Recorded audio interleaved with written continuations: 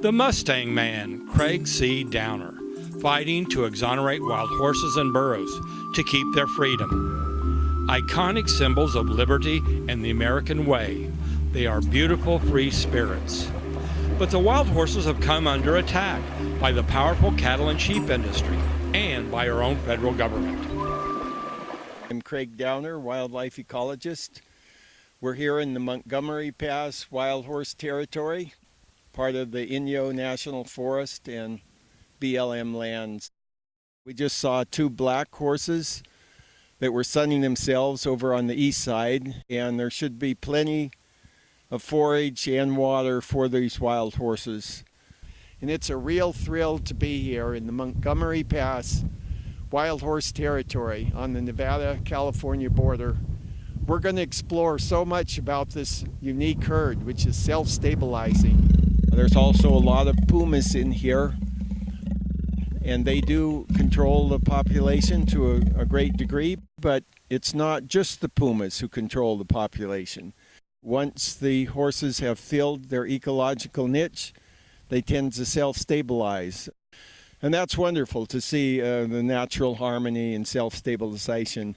So this is a real precious herd. We're looking at Boundary Peak, which is the highest peak in Nevada. It's over 13,000 feet. It's in the White Mountains. That's where the famous ancient bristlecone pines, it could be 8, 9, 10,000 years old, are found. It's a really magical place here. So we're in a real special place, and it's just a real blessing to be here this fine Sunday morning.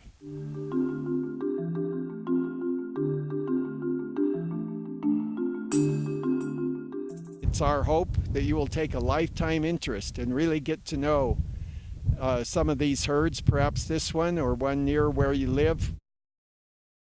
Wild horses and burros have a positive effect on the ecosystem. They help build more nutritious soils because their droppings are not as degraded as ruminants, and they contribute more humus, which makes the soils more nutritious, nutrient-rich, and more moisture absorbing and retaining. In many other ways, they seed more intact seeds of a greater variety of plants. And in societies where there isn't this negative prejudice, they're actually used to restore ecosystems. And they also prevent catastrophic wildfires because they move around a lot and they reduce the vegetation, which later in the hot season becomes dry, flammable. They are the perfect reducers because of their digestive system and their great mobility. So they have enormous effects, and they could greatly help prevent all these terrible catastrophic wildfires, which are such a threat to humanity and to ecosystems, and they should be deployed. There should be many more of them.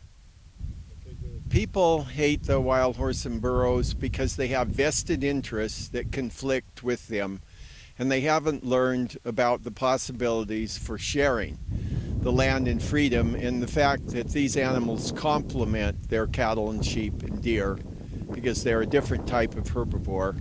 It's just a matter of narrow-mindedness, selfishness, and greed, of vested interests, a lack on our officials to enforce the law and make sure that this sharing does occur.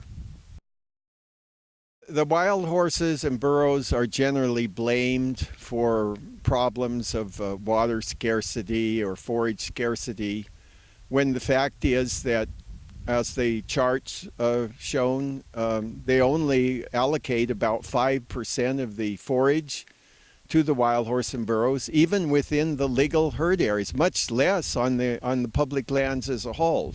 America's really got to turn around on this. I mean, it's important. These are ancient presences. They're highly evolved, and we've got to give them their legal areas and let them truly become viable and play their very important ecological role within these beautiful areas.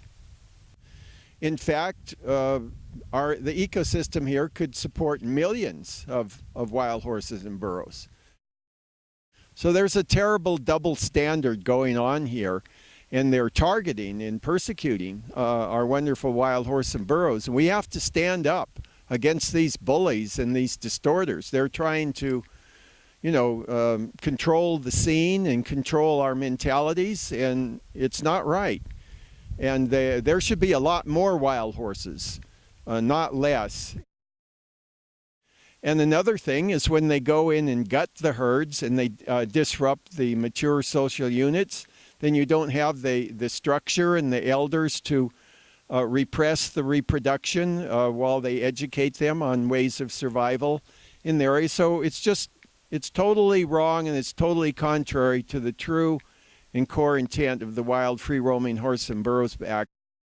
Where the wild horses are, they seed the grasses, those tall grasses like the rye and the wheat, and that helps the sage grouse, for example, in the northern end there in Steptoe Valley and or northern end there around the Egan. I saw plentiful sage grouse with their chicks in the late spring, early summer, along with the wild horses, and they were getting along fine. I think they're using the sage grouse again, as they usually use things, and trying to say the wild horses is the cause, when really it's off-road vehicles, it's mining, it's cattle and sheep grazing, it's all these things. And as far as the cutthroat trout, well, if you would reduce the livestock that pound the hell and do camp on the riparian habitats, then you would see a great restoration. I do agree that there are areas where the riparians need to be fenced, and you can put troughs off to the side and let them recover. But the wild horses move around a lot more than cattle. Cattle are the ones that camp. And as far as driving off the antelope and deer, well, I've heard that. I've never seen that myself, and I've observed them together a lot, and I know the study of Joe O. Meeker for his master's degree up in the Sheldon National Wildlife Refuge showed that the wild horses and the pronghorn antelope got along great. My experience is that once the horses leave, they do not camp on springs. They come in, they linger for maybe half an hour or so, and then they're off. It's the cattle that trample and camp on these, especially in hot areas, because they were brought from Europe, from moist, meadowy areas, and that's their nature. It's not their fault either. So, and again, I believe they're scapegoating the wild horses, and once the horses do leave, if they do kind of, take over for short periods, then the antelope and the deer and all the other animals have all the rest of the time. The horses can often rotate a few days before they come back and have to drink, and they're really good at searching out water sources. Horses and burros dig out water sources. They sniff them out. They can smell them from 5 miles away, and they can go in, and if it's subterranean, they can paw down to the water, and that actually helps many other plants and animals survive. They help many plants and animals by going and sniffing out water and digging out what he calls wells, and he has videos that are he's filmed of that happening. The story of the horse family, genus and species, is all rooted here, and it goes back 55 million years. And there's even evidence that they never did die out totally. And also there's petroglyphs that and geoglyphs that indicate horses were here, and the Native Americans knew about them. They're very horse-like. And there's records of early peoples that observed in North America. They know that the Chinese came over way before Columbus, and they reported in the land of Fusang. They reported horses. They said, we saw horses there. And there's just so many lines of evidence. These are very positive presents, and they're very beautiful animals, very inspiring to people with unjaded minds, who aren't controlled by certain narrow-minded vested interests. Wild horse and burro enemies will often claim there are no natural predators of the wild horse and burros, and that is a total untruth. The mountain lions are big predators of these wild horses. Right here in the Montgomery Pass herd, they have been a major factor in stabilizing the herd, and practically all people who are educated or have lived and observed around here carefully admit that. Also, bears are known to attack and dispatch the naturally living horses, and wolves will, certainly, in their packs particularly. They're a formidable natural enemy. And as I say, it's typical that around half or more, sometimes 75% of the newborn will be killed before they reach 1 year of age. And coyotes will take them too. And then there's factors such as rattlesnakes biting horses in the nose. And then there's just the harshness of the weather. That's part of nature.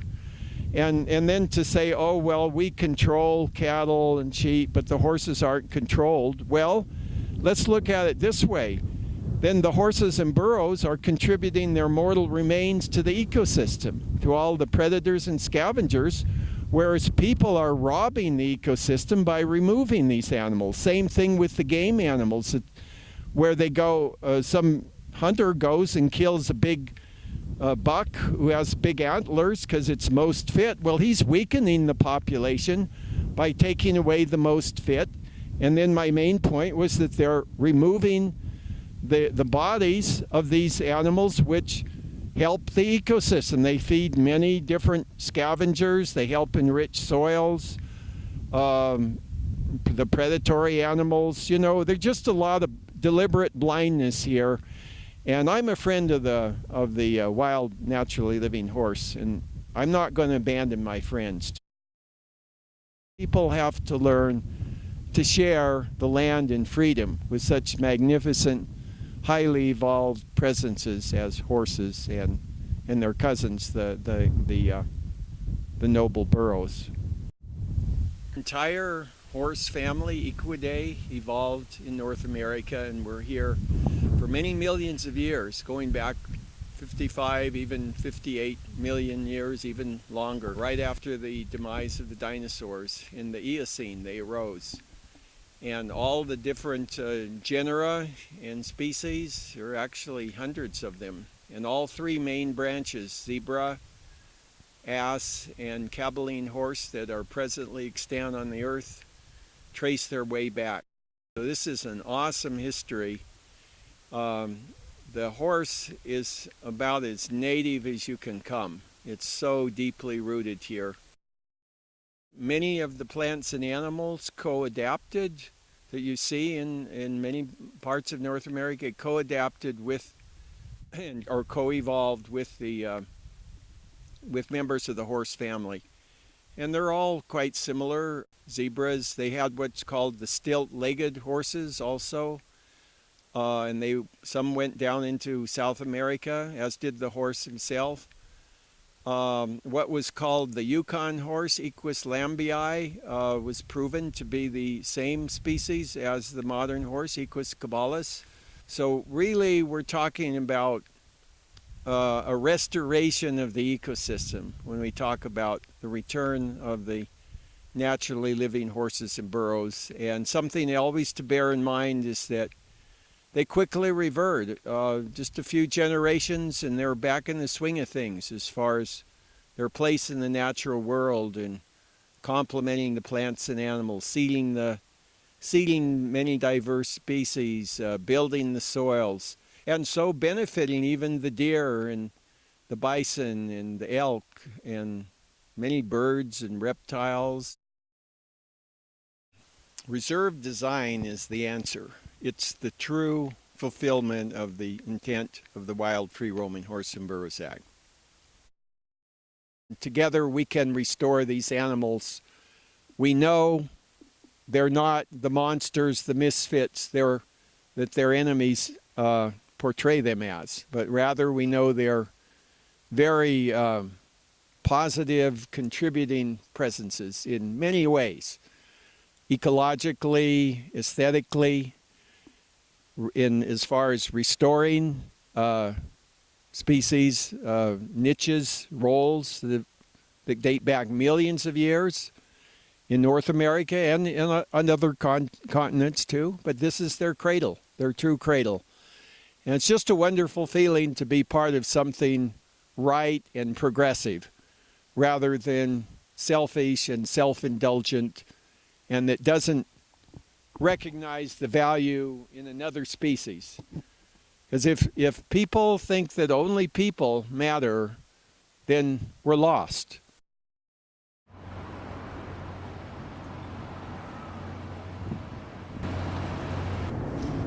Horses are native species to North America. They have a natural history of over 55 million years. Well, the earliest horse fossils that have been found are from North America. We do find fossils of horses or different types of horses here at the La Brea tar pit, so we do have evidence of horses being here in the Ice Age. The earliest horse fossils are from North America. Thank you for watching our program, Exonerating America's Wild Horses. We hope you've gained insights into these marvelous return natives here in this part of North America, where they play such a great healing and restoring role, and that it can become a lifetime interest, and that you can make a real difference for herds out here by getting to know them and for standing up for the true intention of the law and the greater truth about all their great contributions to ecosystems and to human society too, because they are truly inspirational.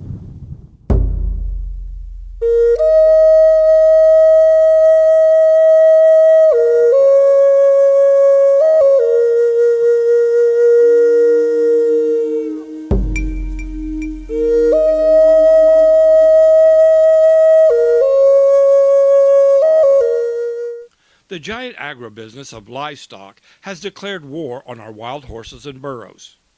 To quote the American Wildlife Institute, the AWI, they are being managed to extinction. The public has been misled. Wild horses and burros are actually very environmentally friendly, while cattle and sheep are the opposite, very destructive. Political action is necessary for effective change.